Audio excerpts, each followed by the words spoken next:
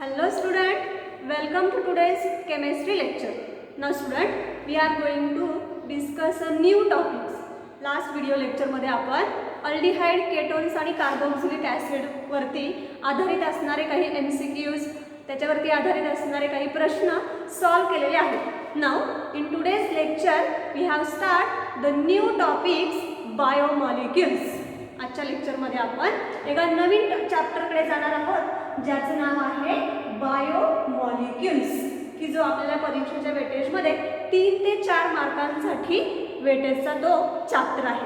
तो चॅप्टर आपला टेक्स्टबुकमध्ये 14 नंबरचा आहे, ज्याच्यामध्ये आपण बायोमॉलिक्युल्स पाहणार आहोत. ना स्टुडंट, फर्स्ट क्वेश्चन अरायजेस, असा प्रश्न आपल्याला पडतो की आपली ही जी काही बॉडी आहे ही कशापासून तयार झालेली असेल. Which is the most important part in our body, or what is the factor or which factors are made up of our body. Now our body is made up of various cells. ही जी काही body आपली ही various cells न काय तयार झालेली आहे. Now these various cells are the basic units of our life. आणि हे जे काही various unit cells आहेत, हे जे काही सेल्स आहेत हे आपल्या लाईफचे बेसिक युनिट्स आहेत. Now this basic units are the complex molecules. These are the complex molecules, and those complex molecules or these the complex molecules is nothing but the biomolecules. आणि हे जे काही कॉम्प्लेक्स मॉलिक्युल्स आहेत यांनाच काय म्हटलं जातं, biomolecules. For introduction or for better understanding, we have discussed more details in the biomolecules. Now in our human body, which biomolecules are present? So let's see the biomolecules are present in our human body. So now these are the biomolecules which are important for our human body or in the human body. First one is the carbohydrate. Biomolecules मध्ये सगळ्यात महत्त्वाचा असणारा जो काही पहिला biomolecules आहे तो काय म्हटला आपण, कार्बोहायड्रेट्स.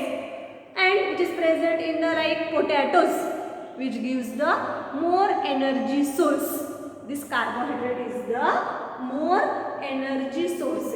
हा काय आहे तर एनर्जीचा मेन सोर्स आहे. This one is the carbohydrate.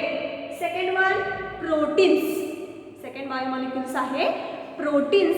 कशामध्ये असतात proteins, like milk, eggs, vegetables etcetera.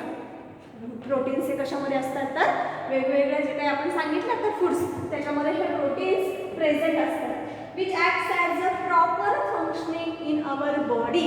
Proteins हे आपल्या बॉडीमध्ये प्रॉपर असं फंक्शनिंगचं काम करत असतं. Then second one is the lipids. Next biomolecules आहे या ठिकाणी lipids. Lipids those interacts or the insulation and the energy sources. हे जे काही लिपिड्स आहेत हे काय तर इन्सुलेशनचं काम करतात, त्याचबरोबर काय आहेत हे एनर्जी सोर्स आहेत. The next one enzymes and the hormones.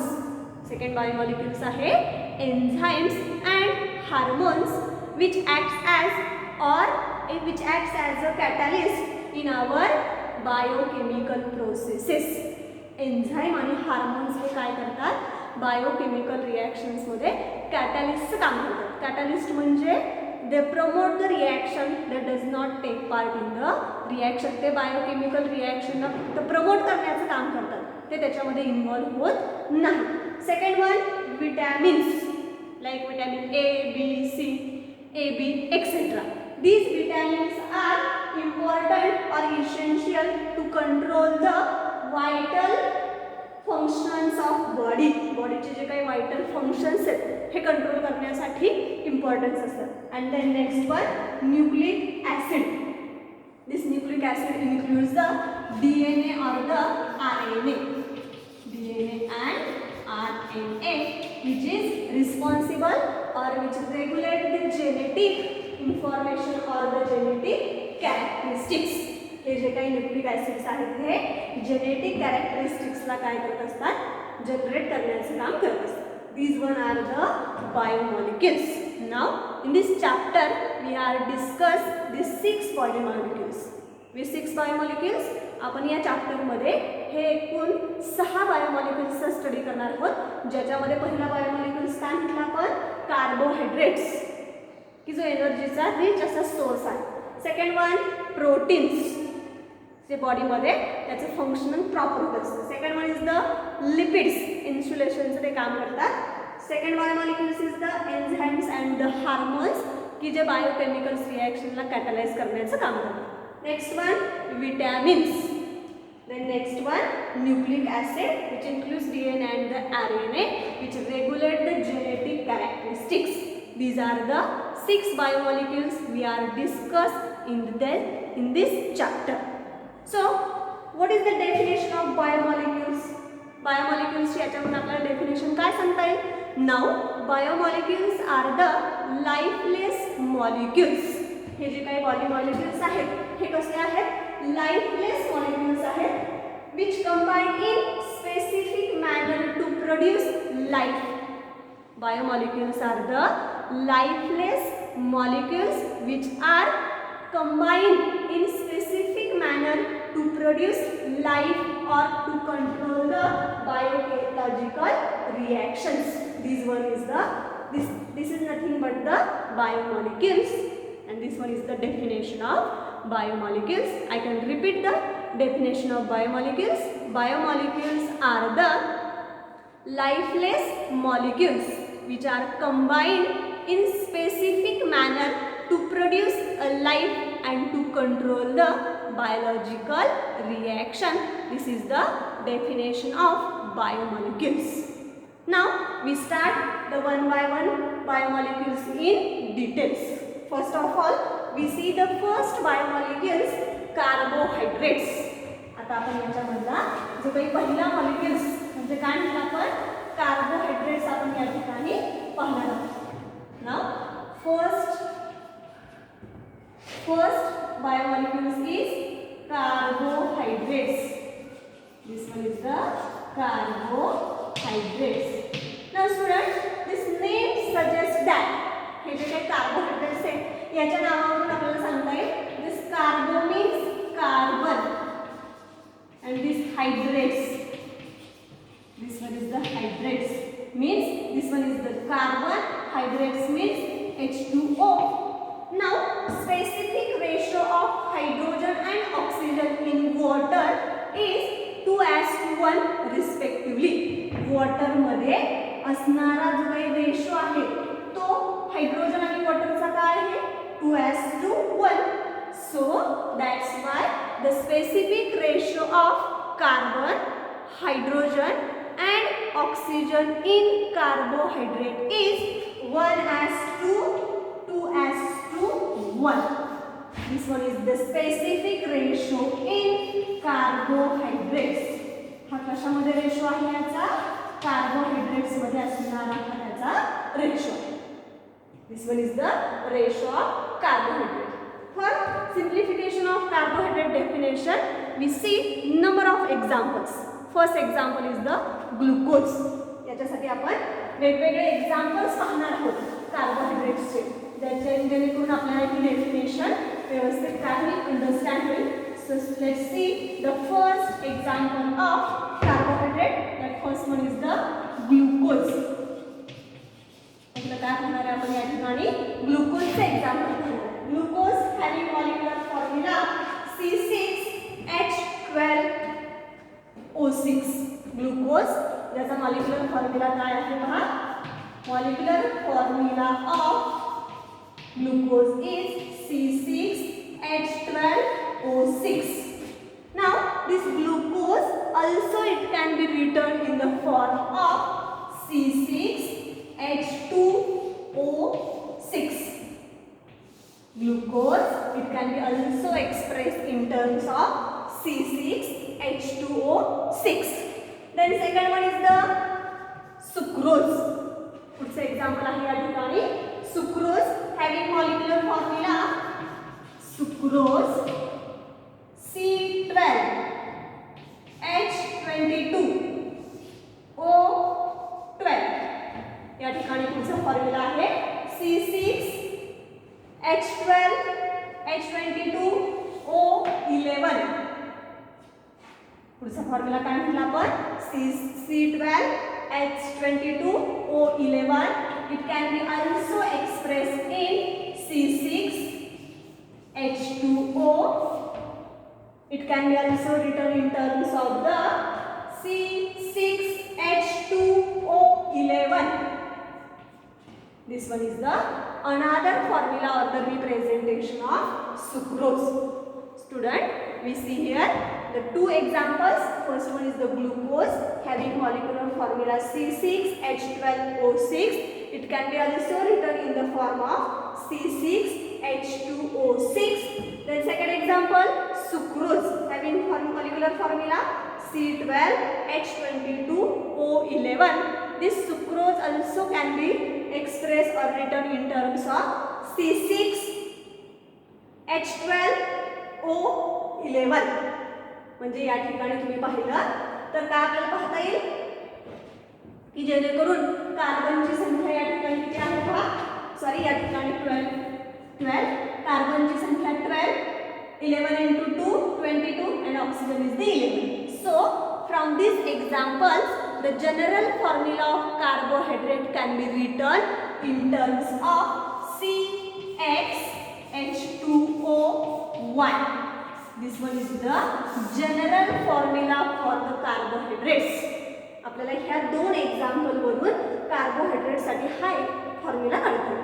Now for better understanding we give second example, third one, acetic acid. Second example is the acetic acid. Molecular formula CH3COOH. It can be also written in the form of C2H2O. How many of oxygen and how many hydrogen molecules? Hydrogens are 2, oxygens are 2. So here H2O is the 1. This one is the acetic acid. Then next one, fifth one, formaldehyde. Formaldehyde having molecular formula HCHO. Molecular formula काय आहे HCHO. It can be also written in the form of CH2O. Now student, these two examples, acetic acid and the formaldehyde, having molecular formula represent like to the carbohydrates. हे दोन्ही molecular फॉर्म्युले किंवा दोन्ही organic compound हे कार्बोहायड्रेट्सचा molecular formula दाखवतात, परंतु हे दोघंही carbohydrate नाही. कारण this one is the carboxylic acid and this one is the aldehyde. It is not carboxylic, it is not carbohydrate, but it can shows the general formula of carbohydrates. म्हणजे हे दोघंही असे एक्झाम्पल्स आहेत की दोघंही carbohydrate नाहीत, मात्र ते कार्बोहायड्रेटचा फॉर्म्युला दाखवतात. So another example, rhamnose. पुढचं एक्झाम्पल काय आहे? रॅमिनोज. Ramenose.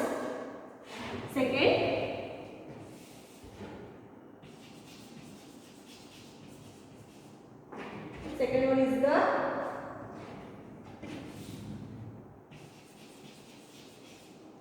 Ramenose.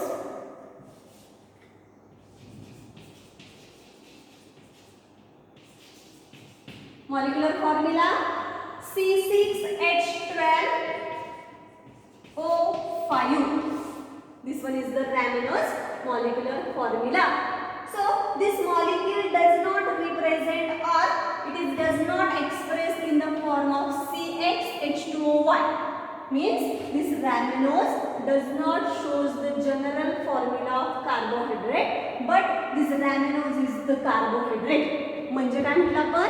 रॅमेनोज ज्याचा मॉलिक्युलर फॉर्म्युला C6H12O5 आहे, की जो कार्बोहायड्रेटचा जनरल फॉर्म्युला दाखवत नाही, मात्र तो कार्बोहायड्रेट आहे. म्हणजे आपण आता वरती पाहिलं की याच्यामध्ये आपण याच्यावरून डेफिनेशन काय केली पहा. Glucose it can be represented in C6H2OyX. So it can be represented as CxH2Oy H2Oy. म्हणजे आपल्याला याच्यामध्ये काय सांगता येईल? Carbohydrate is considered to be a compound in which carbon is surrounded by the water molecules. आपल्याला या दोन example वरून कार्बोहायड्रेटची अशी डेफिनेशन सांगता येईल की ज्याच्यामध्ये आपल्याला असं सांगता येईल carbohydrates are the molecules in which carbon is surrounded by the water molecules. Carbohydrate हा असा मॉलिक्यूल आहे की ज्याच्यामध्ये हा कार्बन ह्या वॉटरनं काय केलेला आहे, सराउंड केलेला आहे. This is nothing but the carbohydrates, that is hydrates of carbon. Carbohydrate म्हणजे काय म्हणलं आपण, hydrates of carbon is the carbohydrate. Okay, but for two examples, these two examples for showing this acetic acid and the formaldehyde, it shows the formula of carbohydrate, but these are not the carbohydrate.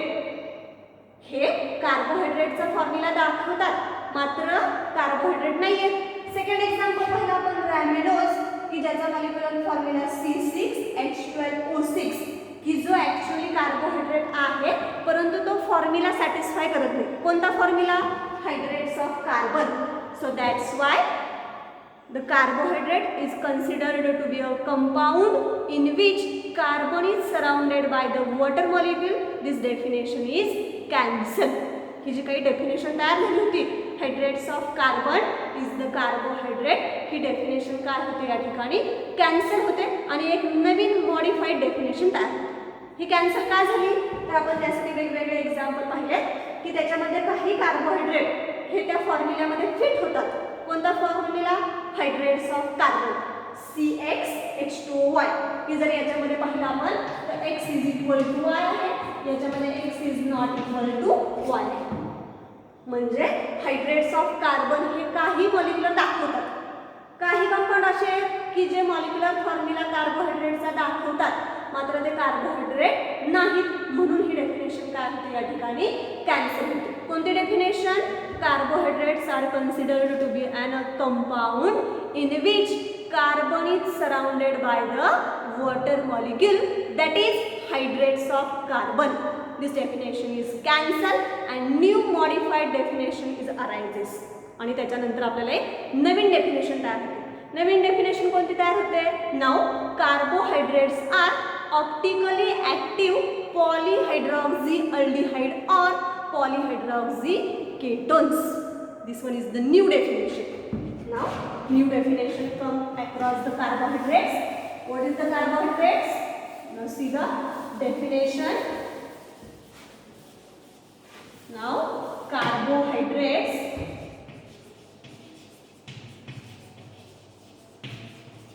definition काय दाखवते पहा, carbohydrates are optically active polyhydroxy aldehyde or polyhydroxy ketones. Polyhydroxy ketones. This one is the carbohydrates. Carbohydrates ची नवीन definition तयार होते. Carbohydrates are optically active polyhydroxy aldehyde or the polyhydroxy ketones. This one is the new definition. Or it can be also defined as carbohydrates are those compounds which can be hydrolyzed. Carbohydrates are those compounds that can be hydrolyzed to polyhydroxy aldehyde or the polyhydroxy ketones. यालाच अजून दुसरी definition काय आहे, carbohydrates हे असे compounds आहेत की ज्यांचं हायड्रॉलिसिस झाल्यानंतर पॉलीहायड्रॉक्सी अल्डिहाइड किंवा पॉलीहायड्रॉक्सी केटोन्स तयार होतात. This one is the carbohydrates. Student, remember that this one is the definition of carbohydrates.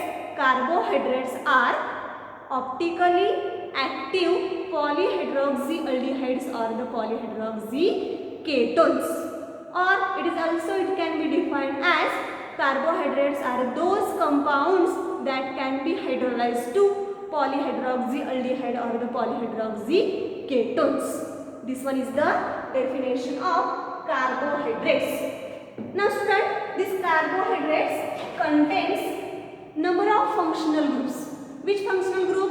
First one is the polyhydroxy, म्हणजे याच्यामध्ये हायड्रॉक्सी हा फंक्शनल ग्रुप आहे. Second one aldehyde, second one is the aldehyde. Third one ketones. So this compound contains hydroxy, aldehyde, ketones. So that's why these are the polyfunctional compounds. Carbohydrates are the polyfunctional compounds. हे कसलं compound तयार झालं? Polyfunctional compound, की ज्याच्यामध्ये number of functional groups present आहेत. कोणकोणते? Hydroxy म्हटलं, aldehyde म्हटलं, केटोन्स म्हटलं, म्हणून याला आपण काय म्हटलं? Polyfunctional compounds. So the definition is carbohydrates are optically active polyhydroxy aldehydes और पॉलीहायड्रॉक्सी केटोन्स. कार्बोहायड्रेट हे असं कंपाऊंड आहे की जे ऑप्टिकली ऍक्टिव्ह आहे. ऑप्टिकली ऍक्टिव्ह म्हणजे ज्याच्यामध्ये कायरल सेंटर असतं. Chiral centre means those compound or those carbon which is attached to another different atoms or group of atoms. असा कार्बन की जो इतर वेगवेगळ्या कार्बनला किंवा ॲटमला कनेक्ट झालेला असेल त्यांना आपण ऑप्टिकली ॲक्टिव्ह सेंटर किंवा कायरल सेंटर म्हणतो. असं सेंटर असणारा मॉलिक्यूल हा काय असतो? Optically active. पॉलीहायड्रॉक्सी मीन्स की ज्याच्यामध्ये number of hydroxyl group present असतात. अल्डिहाइड किंवा केटोन्स म्हणजे अल्डिहाइड फंक्शनल ग्रुप असेल आणि त्याच्यामध्ये number of hydroxyl group attach झालेले असतील म्हणजे त्याला म्हटलं जातं पॉलीहायड्रॉक्सी अल्डिहाइड. फॉर एक्झाम्पल ग्लुकोज, की ज्याच्यामध्ये एकूण कार्बन 6 आहेत आणि त्याला जोडलेले पॉलीहायड्रॉक्सी म्हणजे OH ग्रुप त्याच्यामध्ये 4 आहेत आणि एक हा aldehyde. This one is the polyhydroxy aldehyde और the polyhydroxy ketones. Now carbohydrates like glucose or the fructose are in sweet in taste. Glucose आणि फ्रुक्टोज जे कार्बोहायड्रेट आहेत हे काय आहेत? स्वीट आहेत टेस्टला. So that's why these are called the sugar. कशाला म्हटलं आपण शुगर? पहा now carbohydrates like glucose, fructose are sweet in taste. That's why these are called sugars. यांना काय म्हटलं जातं? शुगर्स म्हटलं जातं. Now generally sugars are commonly sugars are used in sucrose. कुठली वापरली जाते? Sucrose. And this can be prepared from sugar cane or the sugar beet. हे कशापासून तयार होतं? तर शुगर केन किंवा शुगर बीट पासून हे सुक्रोज तयार होत असतं. Now this sugar in Greek word it is called as the saccharon. याला काय म्हटलं जातं? Saccharon. Sugar in Greek word it is called as the saccharon. That's why this carbohydrates is also called as the saccharides. या कार्बोहायड्रेट्सला आणखी काय म्हटलं जातं? सॅकॅराइड्स असं म्हटलं. हे नाव कशावरून आलं? कार्बोहायड्रेट्स लाईक ग्लुकोज और fructose are sweet in taste. That's why these are called the sugars. This sugars commonly used the sucrose. Okay, in milk sugar is also present. That's why it is called as the lactose. त्याच्यामध्ये काय असतं? तर milk मध्ये असणारी sugar lactose असते. This sugar in Greek word it is called as the saccharon. SAKKHARON. Saccharon. Hence these carbohydrates are also called as the saccharides. त्याच्यामुळे ह्या कार्बोहायड्रेट्सला काय म्हटलं जातं? सॅकॅराइड्स असं म्हटलं जातं. These one are the introductory part of our biomolecules. या ठिकाणी आपण बायोमॉलिक्युल्सचं काय पाहिलं? याच्यामध्ये इंट्रोडक्शन आणि त्याच्यामध्ये असणारा पहिला बायोमॉलिक्युल्स कार्बोहायड्रेट या ठिकाणी आपण पाहिलेला आहे. Now see the some questions.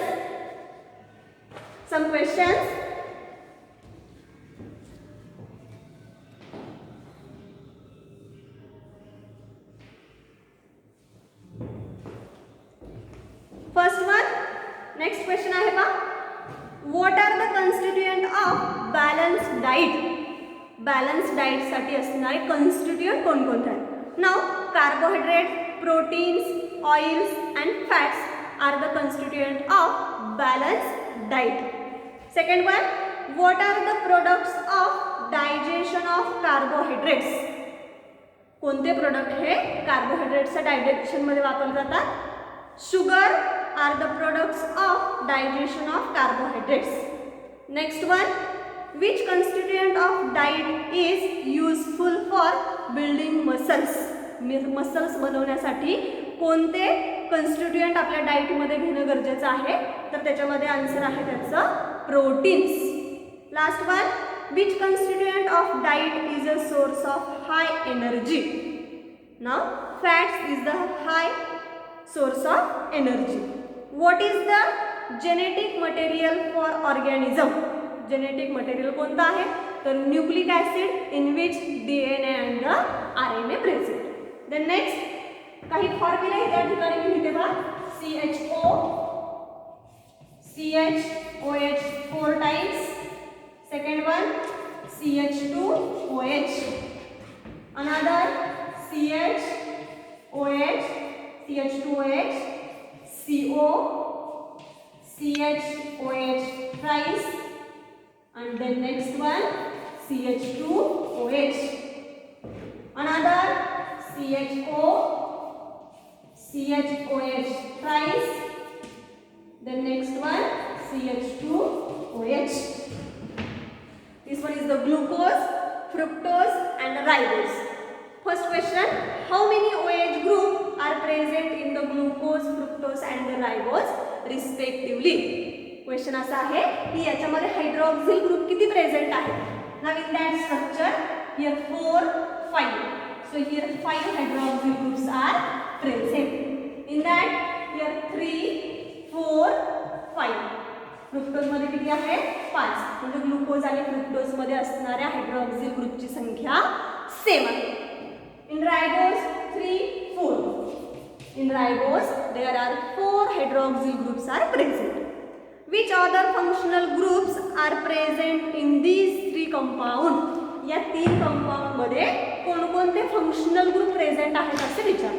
Now in first compound, first one is the hydroxyl group functional group.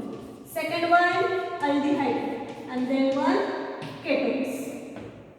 म्हणजे याच्यामध्ये कुठले आहेत? हायड्रॉक्सिल आणि अल्डिहाइड. याच्यामध्ये हायड्रॉक्सिल आणि केटोन्स आणि याच्यामध्ये असणारा अल्डिहाइड आणि हायड्रॉक्सिल ग्रुप. असे हे काय आहेत? याच्यामध्ये फंक्शनल ग्रुप्स प्रेझेंट आहेत. ना student, in today's lecture we have discussed the introduction of biomolecules and carbohydrates. Now remaining part will be seen in next video lecture. Thank you.